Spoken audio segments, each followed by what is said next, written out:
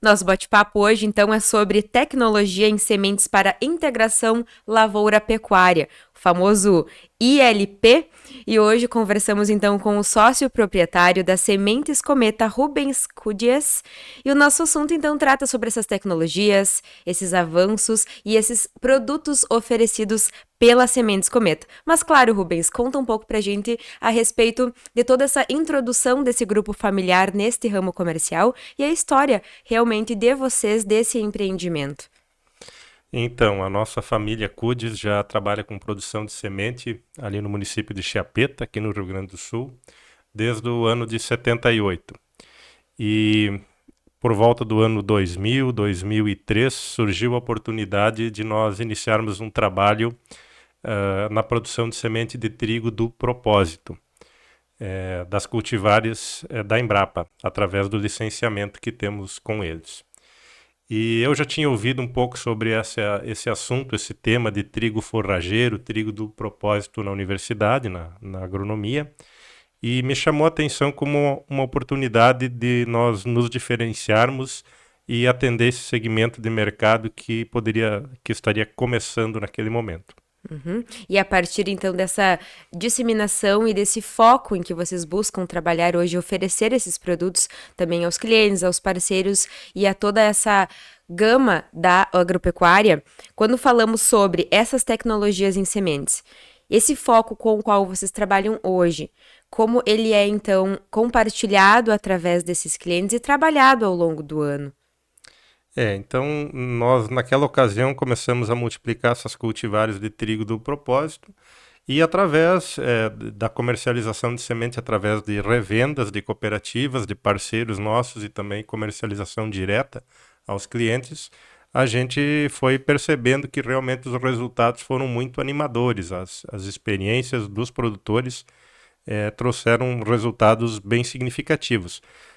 Inclusive na nossa própria propriedade, já no ano de 2004 foi a primeira experiência que nós tivemos assim de multiplicação e de manejo do trigo do propósito em área comercial. Então os resultados foram bem surpreendentes e ano após ano a gente ia ouvindo o depoimento dos agricultores, como por exemplo o depoimento mais comum que os agricultores dizem que quando mudam as vacas da pastagem tradicional de aveia ou de azevém para pastagem de trigo forrageiro, as vacas respondem imediatamente com um aumento de produtividade de 2, 3 até 5 litros por dia. Uhum. Nós podemos separar então em tipos. Falávamos a respeito de 3 tipos ou 3 formas de trabalho com esse trigo. O senhor pode então exemplificar também? Então, o nome trigo do propósito, em Uhum. tese, ele vem de uma estratégia muito utilizada nos Estados Unidos e também na Austrália, né? Nos Estados Unidos existem mais de 5 milhões de hectares de trigo cultivado nessa modalidade e na Austrália, durante muitos anos também, essa foi a única modalidade de produção de trigo que viabilizou a Austrália ser o segundo maior exportador de trigo do mundo há um tempo atrás.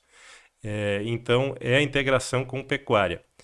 Então, o duplo propósito tradicionalmente vem dessa ideia de plantar bem cedo, plantar no mês de março, abril até maio, fazer o pastejo, a colheita das folhas através do pastejo animal com as vacas de leite, ou com o gado de corte, ou até com ovinos. Equinos respondem muito positivamente ao trigo. Os equinos realmente melhoram o score corporal quando entram em contato com essa pastagem de trigo de uma maneira fantástica. Então, do propósito seria fazer o pastejo na fase vegetativa, no intervalo entre 45 dias após o plantio até 100, 130 dias após o plantio, nessa janela, e depois cultivar, manejar o rebrote desse trigo para a produção de grãos, e esse grão então seria levado ao mercado para panificação, para várias indústrias de farinha ou eventualmente até para a indústria de ração. Uhum. Quando falamos então em caminhos, um agricultor, um homem do campo que está na sua propriedade em busca de iniciar esses processos ou até mesmo qualificar os processos já existentes, como é feita a forma de procura até vocês? Desde esse homem, desde esse proprietário de uma fazenda, de uma lavoura que vai procurar então as sementes Cometa em busca de informações, em busca de conhecimento acerca de um trabalho que já efetua ou até mesmo alguma forma de consultoria. A gente trabalha na oferta de conhecimento e de informações através de dias de campo. Já fizemos Uhum. muitos dias de campo, muitas palestras e publicações também em folder e coisa desse tipo. E agora estamos tentando utilizar um pouco mais a mídia, é, a mídia Digital. digital, exatamente. Apesar de que hoje eu acho que a grande maioria dos agricultores já conhecem e já sabem utilizar o trigo do propósito em função desse trabalho que nós fizemos nos últimos 20 anos nesse trabalho de trigo do propósito. No começo, nos primeiros anos, parecia para os agricultores uma coisa muito estranha e para alguns até quase um pecado pegar o trigo, que seria um cereal praticamente santo, né, do pão nosso de cada dia e do pão de Jesus Cristo, por exemplo, e colocar os animais em cima desta planta sagrada, ou, por outro lado, tecnicamente pensando, a planta de trigo sempre foi uma planta muito sensível, vamos usar uma palavra aí muito melindrosa para se conseguir manter ela e cuidar ela com todo cuidado para que ela expresse o seu potencial produtivo. Aí de repente vem a Embrapa com uma ideia, dizendo, não, nós vamos plantar o trigo e vamos soltar os animais para pisotear e para comer as folhas desse trigo aqui. Inicialmente isso gerou um certo susto dos agricultores, mas hoje a maioria dos produtores já tem experiência com isso. Uhum. E o senhor comentava no início da entrevista a respeito dessa parceria com a Embrapa, citou agora novamente, então eu te pergunto, Rubens, como funciona essa qualificação, de certa forma, mas também esse atendimento de vocês com esses parceiros? O sistema de produção de sementes, no geral, né, ele é feito através de licenciamento, e então a cultivar nova, por exemplo, a BRS Tarumaxi, que veio para o mercado agora nos últimos 3 anos, é um material protegido, é um material que é recolhido royalties para a Embrapa e é feito um contrato e toda a legislação junto ao Ministério da Agricultura e Pecuária. Então, o trabalho é feito através de licenciamento de produção de sementes. E, junto com isso, vem toda uma parceria técnica também de dias de campo, de eventos, de reciprocidade, de treinamentos, né?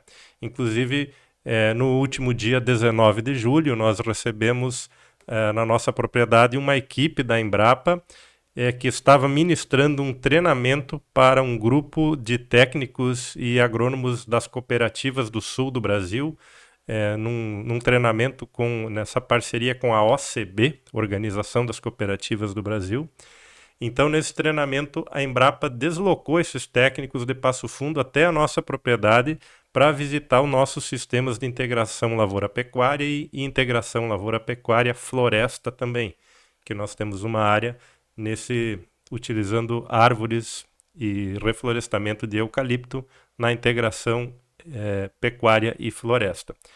E para ver o comportamento e a performance dos trigos em sistemas de integração lavoura-pecuária. Uhum. E aproveitando então o gancho desse assunto, é possível que vocês já divulguem próximos eventos, próximos dias de campo ou próximas ações a serem realizadas ao longo dos próximos meses? Sim, nós estaremos sempre fazendo alguns eventos e esse ano estamos planejando fazer mais eventos de divulgação.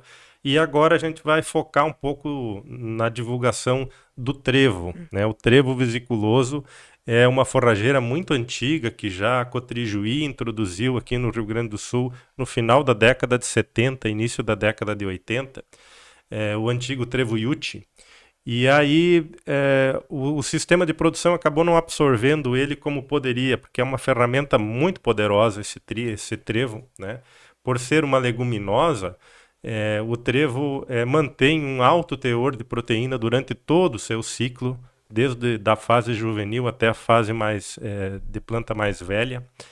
E por ser uma leguminosa, ela fixa nitrogênio do ar para si mesmo. Então, ela não depende de adubações nitrogenadas para construir o seu desenvolvimento de planta e para construir o seu nível de proteína especialmente. Então, é um pasto com nível de proteína altíssimo, com manutenção de digestibilidade durante todo o ciclo, e é um pasto que, a exemplo da soja, que é uma cultura irmã da mesma família, né, uma leguminosa, não depende de adubação nitrogenada. Então, assim como a soja é a rainha do agronegócio para produzir proteína, né, essa proteína que depois vai ser transformada em suínos ou em aves, nós podemos também desfrutar de forrageiras leguminosas, como a alfafa, por exemplo, que é uma forrageira excepcional, é uma referência, né? E nós temos também agora esse trabalho com o trevo, então, que é da mesma família e tem a mesma habilidade de transformar nitrogênio do ar em proteínas para alimentação animal. Então, outro aspecto interessante dos trigos do propósito é que eles têm, então, um ciclo vegetativo muito longo. E as plantas, as gramíneas, especialmente, que têm ciclo vegetativo longo, elas têm uma alta taxa de exudação pelas raízes, de carboidratos pelas raízes. E essa exudação alimenta a microfauna do solo, e essa microfauna do solo faz a agregação dos agregados do solo, faz a construção da fertilidade física do solo. Então, muitas vezes se pensa que um solo que tem qualidade física é um solo fofo e macio. Nem sempre.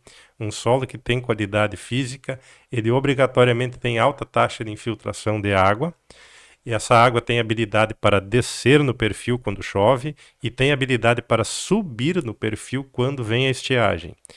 E isso se dá pela qualidade da estrutura dos agregados do solo. E essa qualidade é feita pelos micro-organismos que se alimentam das exudações das raízes. E isso depende então de uma planta que seja que tem um volume de raízes abundantes e que tem uma fase de ciclo vegetativo longa. A maioria das cultivares que se usa hoje nas lavouras são cultivares de ciclo precoce e de ciclo vegetativo extremamente curto. E isso, infelizmente, está degradando os sistemas dos solos do Brasil, especialmente o sul do Brasil. Então, os trigos do propósito, por serem de ciclo vegetativo longo e pelo manejo de pastejo ou de corte ainda aumenta mais esse ciclo vegetativo, ele vai chegar no final do ciclo uma planta que tem um volume de raiz 100 a 150% maior do que um trigo convencional, um trigo granífero. Então isso vai responder positivamente na construção de uma estrutura física do solo adequada e melhorada para melhorar a infiltração de água no solo, para melhorar a aeração das raízes, para responder em melhor produtividade. Então, o nosso trigo, por exemplo, o BRS Pastoreio, que é um trigo focado também na produção de silagem, ele tem um concorrente no mercado e vários outros concorrentes, como a aveia ou qualquer outra cultivar de trigo, mesmo que seja um trigo comum, convencional, um trigo granífero, né? Tem vários concorrentes. Esses concorrentes, de modo geral, eles têm 15 ou 30 dias a menos de ciclo vegetativo do que o BRS Pastoreio. Mas, no final do ciclo, quando o agricultor vai cortar a silagem, vai levar embora toda a matéria seca da parte aérea, ou 90% da parte aérea, ele vê que a lavoura ficou descoberta, com pouca palha, e ele entende sempre que palha é muito importante para a conservação do solo. Mas a raiz da planta embaixo é mais importante ainda do que a palha. Então, se você optar por uma cultivar como o BRS Pastoreio, como o BRS Tarumax, cultivares de ciclo vegetativo longo, você vai ter uma estrutura de raiz trabalhando por baixo onde você não está vendo, e essa estrutura de raiz está melhorando o teu ambiente solo para um futuro próximo e para um futuro longo também.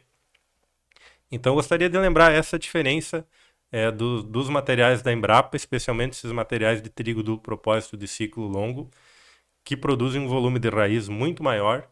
E nós temos depoimento de alguns agricultores que já viram que onde eles fizeram silagem de trigo BRS Pastoreio, o solo estava muito mais macio e muito mais adequado para o plantio da soja do que onde eles costumavam fazer ou de onde eles fizeram com cultivares mais precoces. Além das cultivares para integração lavoura-pecuária, pensando nos materiais de alimentação animal, nós também trabalhamos com o portfólio de sementes de soja da Embrapa de Passo Fundo, da Embrapa Trigo, que são 4 cultivares de soja. A antiga BRS 5601, material que foi muito plantado, muito produtivo e muito estável. A BRS 5804, que atualmente está sendo mais usada, um material com alto potencial produtivo, com peso de 1.000 sementes bastante elevado.